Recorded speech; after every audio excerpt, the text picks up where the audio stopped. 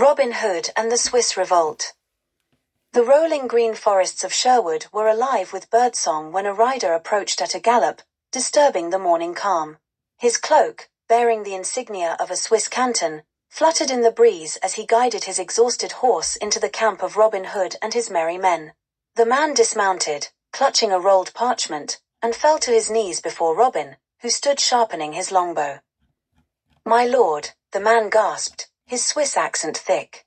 "I come from the canton of Grethwald. Our people are enslaved, our lands ravaged by the tyrant Baron Whitfield. We have heard of your bravery, your skill with the bow. We beg for your help." Robin Hood, dressed in Lincoln green, stepped forward and helped the man to his feet. His sharp eyes glanced at the parchment, but his voice was soft. "You've come a long way to seek help, friend. Tell me, what has this baron done?" The messenger's face darkened. "He taxes our crops into famine, burns our homes if we resist, and imprisons any who speak against him. He killed our leader, and now our people suffer in silence." Robin's jaw tightened, and the gathered merry men exchanged grim looks. "A tyrant with no mercy," Robin said. "We cannot let such evil go unanswered." He turned to his second-in-command, Little John. "Gather the men. We ride for Grethwald." A perilous journey.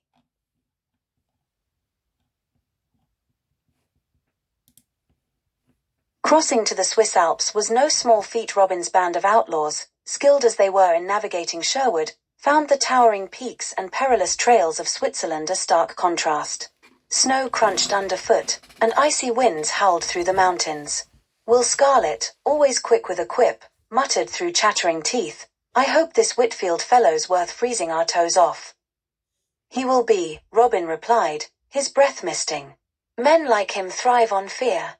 That's why we must be the storm they never expect." By the time they descended into Grethwald, the signs of Baron Whitfield's tyranny were evident. Villages were burned to the ground, their fields scorched and fallow. Gaunt peasants shuffled in chains, herded by heavily armored soldiers. "Devils," muttered Friar Tuck, gripping his staff tightly. Robin turned to the group. "We'll free the prisoners tonight. Little John, take the North Patrol. Will, you handle the South. Tuck, you're with me. Silent and swift, like shadows in the night." The first strike.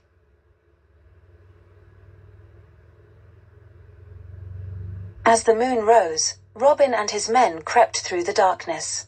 Guards stood watch over a group of caged villagers in the center of a ruined square. Robin's sharp eyes scanned the scene. 3 guards by the cages, 2 on patrol. "I'll take the one with the spear," he whispered. The twang of his bowstring was nearly imperceptible, but the arrow flew true, striking the spearman square in the throat. The man collapsed without a sound. Simultaneously, Will and John dispatched the other patrol guards, their blades glinting in the moonlight. Robin approached the remaining guards. "I wouldn't do that if I were you," he said as they drew their swords. His voice, though calm, carried a deadly promise. A quick flurry of arrows and blade strikes later, the villagers were freed. "Take up arms," Robin urged them. "Your freedom lies in your hands as much as ours." The villagers looked uncertain but inspired. An elderly man, clutching a rusty pitchfork, nodded. "We'll fight, but Baron Whitfield's forces are vast." Robin smiled. "Then we'll show him the strength of the people." The Castle of Grethwald. Baron Whitfield's stronghold loomed over the canton like a dark spectre. Its high stone walls were patrolled by soldiers clad in black armor, their torches casting long, flickering shadows. Robin and his merry men surveyed the fortress from a nearby ridge. "It's a fortress, all right," Little John muttered. "Getting in will be no easy feat." Robin studied the walls, his keen mind working. "The front gates are well guarded, but look there along the eastern side. There's a drainage culvert. It's narrow, but if we move quietly, we can slip through." Friar Tuck grinned. "A little mud never hurt anyone." As the group crept through the forest toward the culvert, a sense of determination filled the air. They were outnumbered and far from home, but the thrill of standing against tyranny was intoxicating. Inside the fortress, the merry men emerged from the culvert, dripping but undetected. They split into groups, Robin leading a team to sabotage the armory while Will Scarlet and Little John worked to disable the gates for the villagers who were rallying outside. Robin's team moved silently through the shadowy halls, dispatching guards with precise strikes. When they reached the armory, they worked quickly, lighting barrels of gunpowder and retreating just as a thunderous explosion rocked the fortress. Chaos erupted as soldiers scrambled to contain the fire. Meanwhile, Little John and Will Scarlet took advantage of the confusion, overpowering the gatekeepers and opening the gates. A wave of armed villagers poured in, their cries echoing through the courtyard. "Freedom for Grethwald," they shouted. The final battle. Amid the chaos, Robin and his men fought valiantly, their skills honed by years of rebellion. Robin's arrows flew with deadly precision, each one finding its mark. Little John swung his staff like a battering ram, sending soldiers sprawling. Will Scarlet's twin blades danced in the firelight, cutting through the enemy ranks. Finally, Robin spotted his target, Baron Whitfield himself, standing on a high balcony and barking orders. The man was tall and imposing, clad in dark armor that gleamed in the flickering flames. His sword was a cruel thing, jagged and heavy, like the man himself. "You'll regret coming here, outlaw," Whitfield roared as he descended to the courtyard, cutting a path through villagers to face Robin. The two men squared off, Whitfield's sword clashing against Robin's dagger. The Baron was strong, but Robin was swift, dodging blows and landing precise strikes. Their duel raged through the courtyard, drawing the attention of all around them. "You fight well," Whitfield sneered, "but you're nothing without your men." Robin smiled grimly. "And you're nothing without your fear."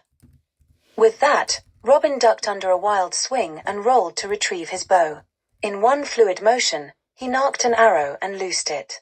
The arrow struck true, piercing Whitfield's breastplate and embedding itself in his heart. The Baron staggered, his sword falling from his grasp, before collapsing to the ground. Victory and freedom. With Whitfield dead, the remaining soldiers surrendered, and the villagers erupted in cheers. Robin climbed onto a pile of rubble to address the crowd. "This is your victory," he said, his voice carrying across the courtyard. "You stood against tyranny and reclaimed your freedom. Remember this day, and remember that no tyrant can stand when the people rise together." The villagers cheered, chanting Robin's name. Little John clapped him on the back. Another tyrant toppled. "You've outdone yourself, Robin." "Only because we stood together," Robin replied. "Now, let's help these people rebuild." Epilogue. In the days that followed, Robin and his merry men aided the villagers in restoring their canton. When the time came to return to Sherwood, the people of Grethwald bid them farewell with tears and gratitude. As they crossed the Alps once more, Will Scarlet remarked, "I suppose we'll go down in Swiss history now." Robin smiled. "Perhaps. But what matters is that justice was done." And with that, they disappeared into the forest, ready for their next adventure. The end.